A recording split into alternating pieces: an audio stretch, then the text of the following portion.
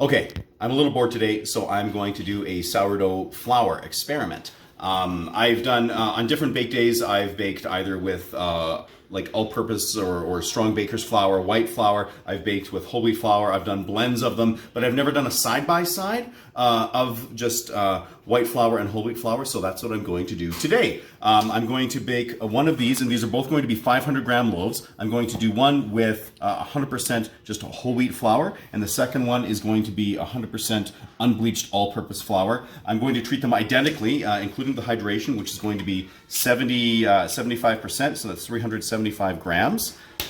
So my plan here is I'm just going to go ahead and start to mix. I'll get both of these mixed, and we'll kind of see how they compare once I'm done that.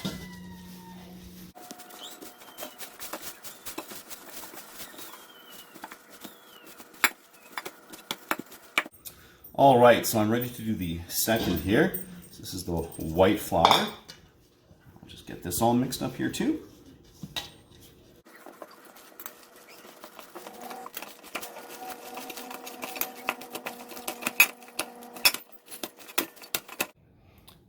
So these are both mixed up. The whole wheat here is definitely a little firmer than just the all-purpose flour. That doesn't surprise me. I usually go with a higher hydration than that.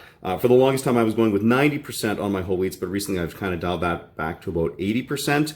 And then, of course, this white I usually do around 75%, so that's all good. So either way, I'm going to cover these up with plastic and just let them autolyse until my leaven's ready, so that'll probably be another hour or two. So the leaven, check that out, is obviously super ready to be added here. So I'm going to be adding to each of these 25% leaven, so that works out to 125 grams per. And then I'm going to mix them in for a few minutes each. And then I'm just going to mix them in for a few minutes each until it is fully incorporated. All right, so just wetting my hands with some filtered water here, I'm going to start to mix up. This is the white one, obviously. I'm going to give it a few minutes like this until it's fully incorporated, and then I will be doing the same with the whole wheat.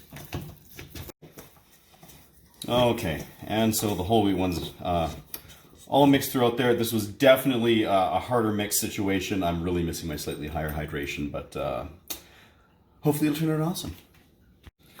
All right, so after 30 minutes with that leaven in there, it's time to add the salt. So I've got some just some sea salt here. This is some coarse sea salt. I ran out of my fine sea salt, so that's what I've got to use.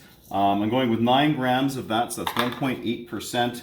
I'm just wetting my hands with some filtered water, and I'm going to mix it in for 2 or 3 minutes, just until it seems like it's mixed all the way through. Then it's time to rest for another 30 minutes, and then we'll do our first stretch and fold.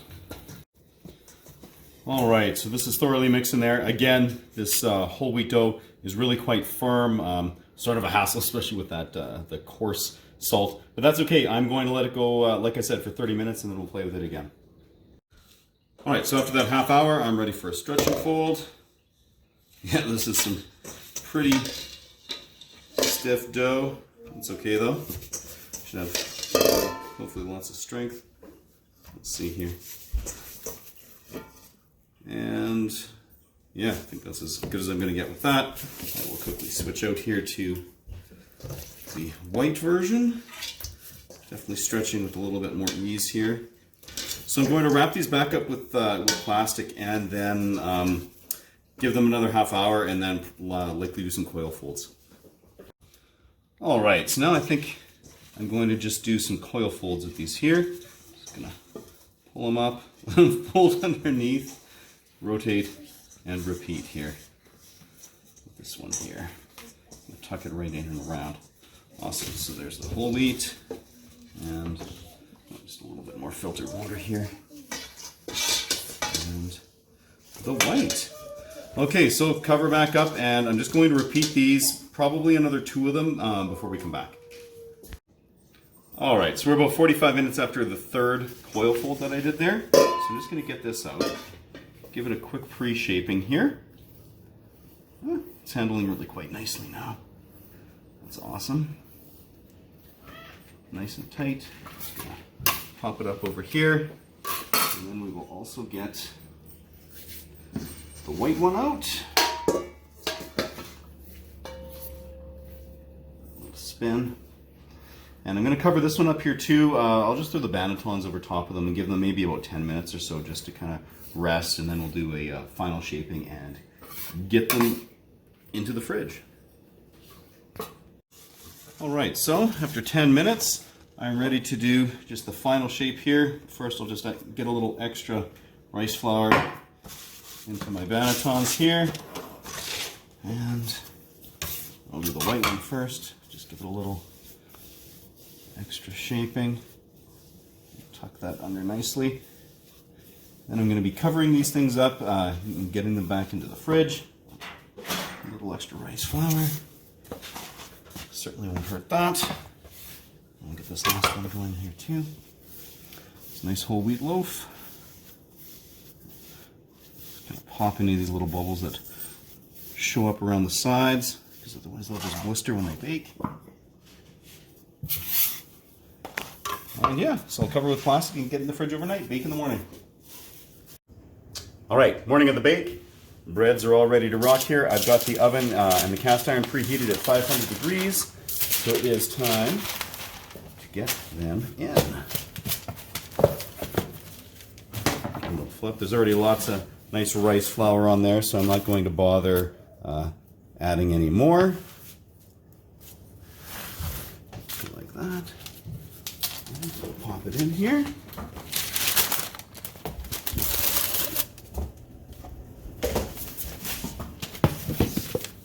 Do the same in a second. A similar scoring pattern. Again, I'm just trying to keep everything as similar as possible between these two.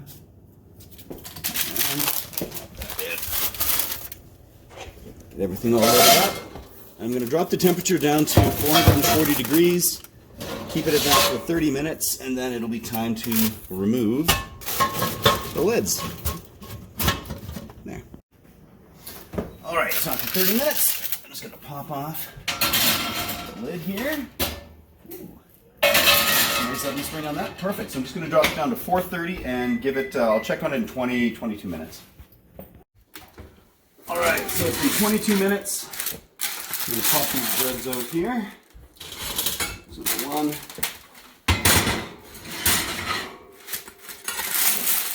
And then here's the all-purpose flour version. Excellent. So I'm just going to let those cool down for a couple of hours and then we can cut into them. So on examination here, sort of a similar oven spring. The whole wheat one seems to have gotten just a little bit larger here and has kind of some fun, not quite ear action, but some nice jagged growth there over top of the white one. Let's see what they look like on the inside. All right, so for the whole wheat,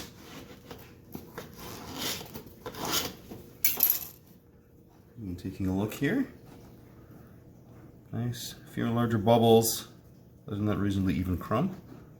Super cool. Let's check out the white.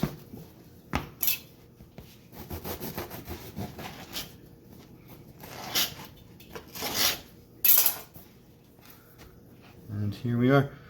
Really quite similar, actually. Yeah, a few larger holes.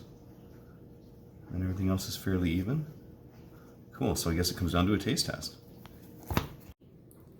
All right, so with the taste test, these were actually remarkably similar, other than, of course, just the difference in flavor between the white and the whole wheat. But insofar as like the actual texture, the moisture, the chew, everything, even the crust was very similar. So I mean, honestly, based on the process that I use for these, it just comes down to a preference of taste. And again, I guess the only thing which I complained about a few times was the greater difficulty in working with the whole wheat dough at that hydration. However, it turned out fantastic. So yeah, cool experiment that answered some questions for me and perhaps for you as well. So till next time, keep her at 11.